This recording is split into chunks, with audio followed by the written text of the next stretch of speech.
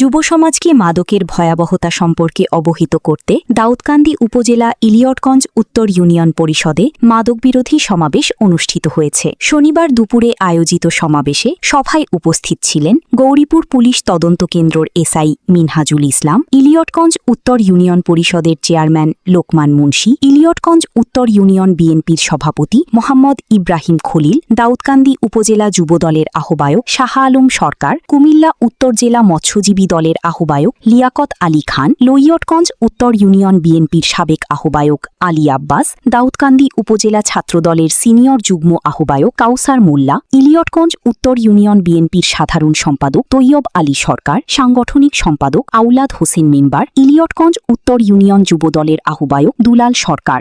দেখেন, আমি কিন্তু আমার পরিবার চাইলে রাত্রে 3:30টায় আপনার নিরাপত্তার লেগে আমি কিন্তু বিনিদ্রা রজনী যাপন করতেছি, আপনাদের নিরাপত্তার লেগে, যাতে আপনারা শান্তিমতো ঘুমাইতে পারেন। কিন্তু উল্টা সে আমাকে বলতেছে কি, যে রাষ্ট্রের প্রহরী আমরা হচ্ছে কি, রাষ্ট্রের প্রহরী, যাতে আপনারা শান্তিমতো ঘুমান।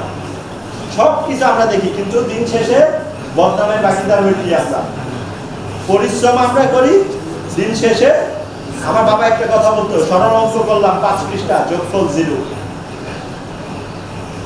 আমি 5 পৃষ্ঠা কি, আমি 16 ঘন্টা 18 ঘন্টা ডিউটি করলাম, কিন্তু দিন শেষে বদনামের বাকিদার হচ্ছে কে, এই পুলিশ।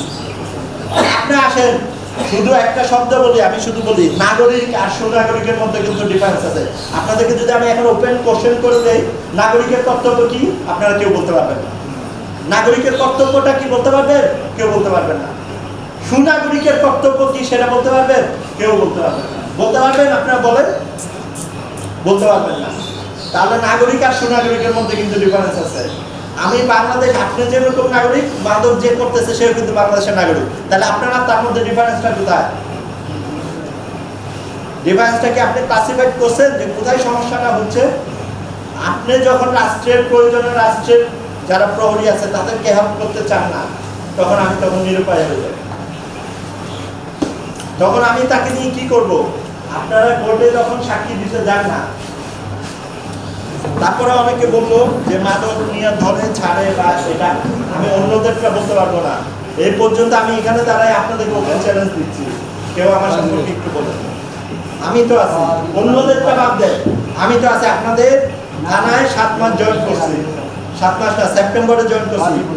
তাইলে এই 7, 8 মাস 10 মাসে আমার সম্পর্কে বলেন। আমি অন্যদের বক্তব্যটা বলতে পারবো না, কিন্তু আমার সম্পর্কে বলেন। আমি কিন্তু পুলিশের অংশ, কিন্তু আমার নেম প্লেটে কিন্তু আমার একটা নাম লেখা আছে। নাম লেখা আছে না?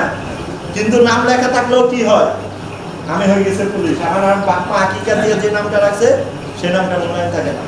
আমি কিন্তু বদনামের বাকিদার হচ্ছি আপনাদের কথা। এখন আপনারা বলে ফেলেন যে এই জিনিসটা হচ্ছে, একটা হচ্ছে অনুমান নির্ভর, একটা বাস্তবনিষ্ঠ বক্তব্য।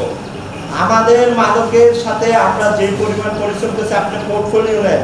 আর সাংবাদিক ভাইদেরকেও আমি রিকোয়েস্ট করতেছি, আমাদের বাড়ির পোর্টফোলিওটা নেন, যে মাদকে আমরা কতগুলা মানুষকে চালান দিছি, কতগুলা মানুষকে আমরা চালান দিছি।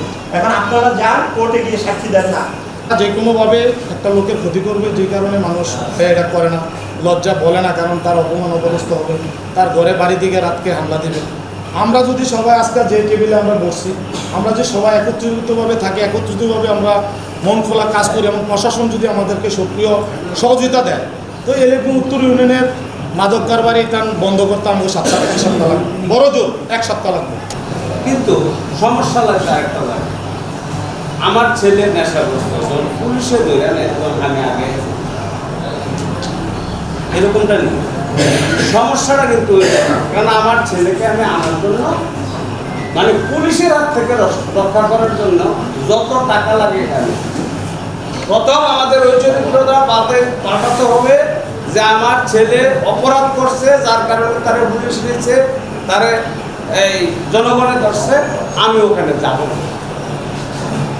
সেটা হলো এক নম্বর। আর 2 নম্বর হলো নেশাগ্রস্ত লোকেরা সমাজের কিন্তু একটা বাধা কর্ম করে না, বাইরে করে না ঘরে করে। নেশার তাড়না ঘরের বউটাই পিঠা, মার্ডারের পিঠা, বাপটারের পিঠা, কারণ তার বলে বেড়া হচ্ছে। তো বেড়া বটলে সময় লাগালাম, সমস্যাটা কি পানি দেবেন? তারা একজন মাদক কারবারিকে ছেড়ে দিল, দেখা গেল ওই মাদক কারবারির কাছে এসে যে তার সন্তানই মাদকাসক্ত হয়, তাই কি তার পরিবারটা ধ্বংস হবে না? আজকে আমরা ভয়ে অনেকের নাম বলি না, আসলে কালুর নাম করলে কালু ছুটি দিয়ে আমার গায়ে দিব বা সামাজিক হেনস্থা করবো। আমরা আসলে কি যারা মাদক বেচে এবং মাদকের সাথে বিশেষ করে যে সমস্ত গোষ্ঠীগুলো জড়িত, সেবনকারীকে হয়তো মাঝে মাঝে কিছু ভালো ফলাফল পাওয়া যায়, কিন্তু মাদক কারবারি যারা, তারা আসলে সামাজিক কি দুষ্ট প্রকৃতির লোকে বেশি ব্যর্থ। আমার থাকবে সমাজ গঠনে, পরিবার গঠনে, রাষ্ট্র গঠনে। তারেক রহমানের 31 দফার দিকে নজর দিয়ে, যেহেতু তারেক রহমান সর্বোচ্চ জিরো টলারেন্স চিন্তা নিয়ে কি এগিয়ে যাচ্ছেন দেশের স্বার্থে এবং জনগণের স্বার্থে। যেমন মাদক ব্যবসা, পুলিশ মাদক নিয়ন্ত্রণ করবে, কিন্তু পুলিশের যারা মাদক ব্যবসা আমরা প্রায় দেখি তাদের সাথে এসে বসে মিটিং। আমি পুলিশ আমার মিনাজ ভাইকে অনুরোধ করব, আপনার আগে পুলিশের যে মাদক কারবারিদের সাথে যে সম্পর্কটা আপনারা আগে তাদেরকে বিচ্ছিন্ন করেন।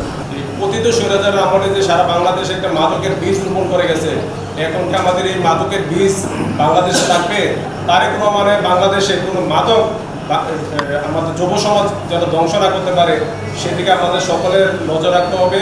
বিশেষ করে যারা অভিভাবক আছেন, মা বাবা ভাই, যারা পরিবারের গার্জিয়ান আছেন, তাদেরকে একটা ভূমিকা রাখতে হবে। কুশিয়ারা বেরিবাদ, বিশেষ করে কুশিয়ারা বেরিবাদে মাদকের সমস্যা একটু বেশি। আমার মনে হচ্ছে এখানে দেখতেছি কিছুদিন পূর্বে 2-3 ছেলেদেরকে ধরা হয়েছে, পুলিশে ধরা হয়েছে। পুলিশে ধরার পরে আমাদেরকে ছেড়ে দিচ্ছে। কেন ছেড়ে দিচ্ছে এটা আমরা জানি না। এখন আমার একটা কথা, সত্য কথা বলতে হচ্ছে, অনেক সময় প্রশাসনের দুর্নাম হচ্ছে। কেমন দুর্নাম হচ্ছে? সমাবেশে বক্তারা বলেন, সারা বিশ্বের উন্নয়ন অগ্রযাত্রায় বাংলাদেশ অগ্রগামী দেশ হিসেবে এগিয়ে যাচ্ছে। এই অগ্রযাত্রায় যুব সমাজের গুরুত্বপূর্ণ ভূমিকা রয়েছে। তাদের মেধাকে পুরোপুরি কাজে লাগাতে মাদকমুক্ত যুব সমাজ চাই। মাদকমুক্ত থাকার পাশাপাশি অন্যদের মাদকমুক্ত থাকতে উদ্বুদ্ধ করতে হবে, তবেই দেশের উন্নয়ন টেকসই হবে। সূচনা community.tv, বিনোদনের পাশাপাশি খবর।